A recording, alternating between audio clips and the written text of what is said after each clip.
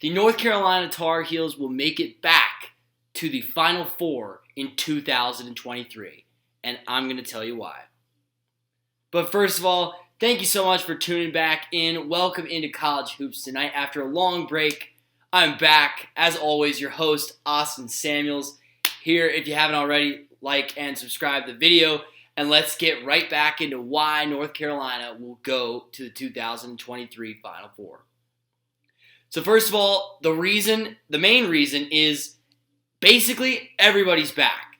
After Caleb Love announced that he is returning to school and will not be entering the 2022 NBA Draft, this lineup is loaded for next year. They bring back Armando Bacot, RJ Davis, Caleb Love, and of course, Leaky Lockdown Black as well.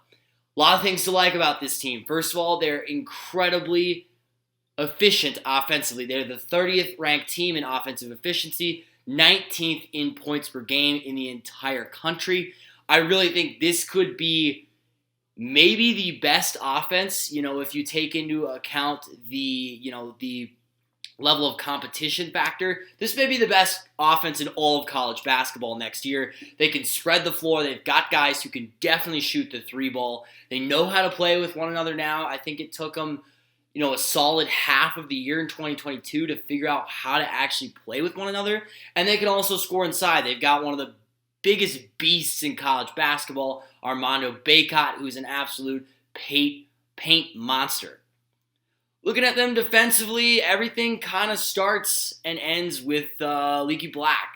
As a team, they got a lot better last year as the year went on. They had some big-time struggles at the start of ACC play. However, they really figured it out at the end.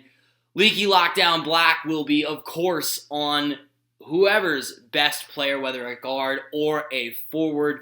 Expect a big year from him once again. And then a new guy who you can expect to have a big step-up year, I would predict, Puff Johnson. The younger brother of Cam Johnson played pretty well in that national championship game against Kansas, although they lost. Is a good defender, has really nice length, good energy guy, and he's supposed to be a really good three-point shooter. A lot of reports saying he's really good in practice from out there, just like his brother. Hasn't really showed it in games, but I think that's going to change next year when he gets more comfortable and is on the court more.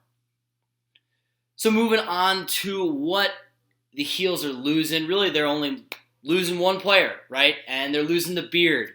Brady Manick, the graduate senior, is no longer going to be a Tar Heel. He was an incredible shooter this year for them, had some huge games in the NCAA tournament, and was also a great post defender. But it's a big loss, but I think they are going to still be an outstanding team and a Final Four team, for that matter, even without Brady Manick. So a couple of players that they're getting that are coming in new, this freshman class. They got 4 guys who are coming in. Taking a look at them, Tyler Nickel is the main guy who I think can contribute this year for the Heels. 6'8" wing, definitely a really confident guy, a really, really good scorer. He can score at all 3 levels. Can he stay focused defensively, and is he a good enough ball handler shooter is the question. But I think he's going to play quite a bit as a freshman. Wouldn't count on him like starting or anything, but some big minutes off the bench for Nickel. Jalen Washington, a 6'9" center, most likely a long-term prospect, although he's going to be good. Seth Trimble, 6'3" point guard. Could play a little bit off the bench depending on how the rest of our guard depth looks. Those are the 3 main guys that the Heels sign. And then lastly, they do have one more roster spot open for a potential transfer. They're still holding out hope. There's been some rumors that they're targeting Baylor forward Matthew Meyer, which would be an insane signing if they were able to pull that off, because he's an outstanding 3-and-D power forward, which you could argue is really all this North Carolina team is missing. I think if they can find one more big man to get in the transfer portal in this second wave, they will be there. And, it's hard to argue that they would not be a Final Four team if they're able to bring in one more solid big. So looking at next season's outlook, obviously we don't know the schedule yet, but we do know some of their opponents. So taking a look at that here, the PK80, North Carolina is going to be, or the PK85, I should say. North Carolina is invited to the PK85 in Portland. A lot of tough opponents coming there. We don't know who they're going to play yet, but teams like Alabama, Iowa State, Michigan State, Oregon, UConn, and Villanova will be there at the PK85, so definitely a couple of tough matchups there at the beginning of the season.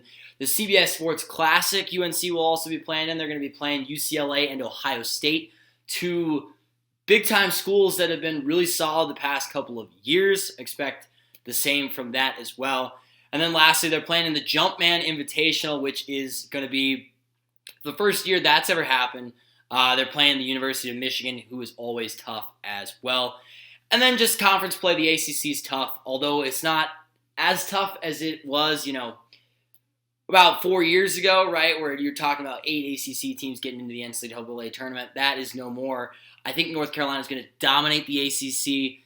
If I had to look at, how I think the season's going to go, they play some tough teams early, and I think they're going to lose a couple of games. They're going to slide in the rankings. People are going to kind of write them off, like it happens a lot. And they're going to get into ACC play. They're going to, come together as a team, start dominating the ACC, and they are going to go on an absolute run, and they will be back in the Final Four in 2023.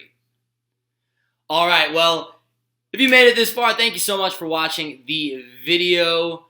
Hopefully, we'll be starting to make regular content here in the offseason. Got a couple of video ideas, mainly fueled by the transfer portal, so we'll see what that looks like in the coming weeks. But thank you all so much for watching. I am Austin Samuels, and you have been watching College Hoops Tonight. Have a great week.